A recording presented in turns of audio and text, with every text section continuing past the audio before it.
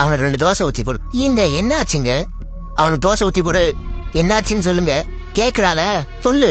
என்ன பண்ண சொல்லு. நடு ரோட்டில் நின்று விட்டு போட்டா வேணா போடான்னு கத்துறான்.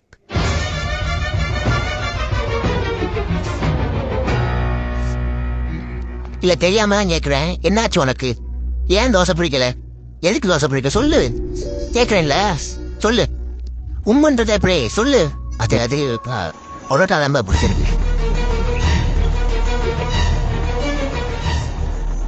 டேய் அவன் ஏற்கனவே சாம்பார் சட்டியில வந்து வச்சுட்டான்டா. இப்பதானன்ற அது ஏன் உனக்கு சொன்னா புரிய மாட்டேங்குது. பரோட்டா நல்லது இல்ல, தோசை தான். இல்ல அப்பதான் கேட்டேலடா.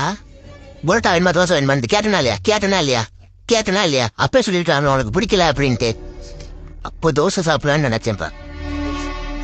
அப்போ சாப்பிட வேண்டியதானே? வயசு மாத்திட்டு இருப்ப நான் கேட்டுட்டே இருக்கணும். ஒரு தோசை சாப்பிட வேண்டியதானே? பரோட்டா நல்லதுக்கு இல்ல.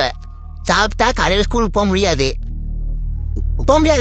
பரோட்டா வாங்கி தரலன்னா நாளைக்கு நான் ஸ்கூலுக்கு போக மாட்டேன். ஓ நம்ம எல்லாரையும் பிளாக்மெயில் பண்ணிட்டு இருக்கான். பரோட்டா வாங்கி தரலன்னா ஸ்கூலுக்கு போக மாட்டானா? இப்படியே பிளாக்மெயில் பண்ணி பரோட்டா வாங்கான்றியா? சரி வாங்க எல்லாம் பரோட்டா சாப்பிட போலாம். கிளம்பு போலாம். பரோட்டா பரோட்டா பரோட்டா பரோட்டா பரோட்டா நீ தானே கேட்ட? இங்க பாரு, பரோட்டாவே வேண்டாம், வேற எதுனா சாப்பிடு. நான் உனக்கு நல்லதுதான் சொல்லுவேன். வேணும்னா உனக்கு மாறன் பரோட்டா கடையில இட்லி வாங்கி தரேன். சொல்லு என்னன்னு சொல்லு.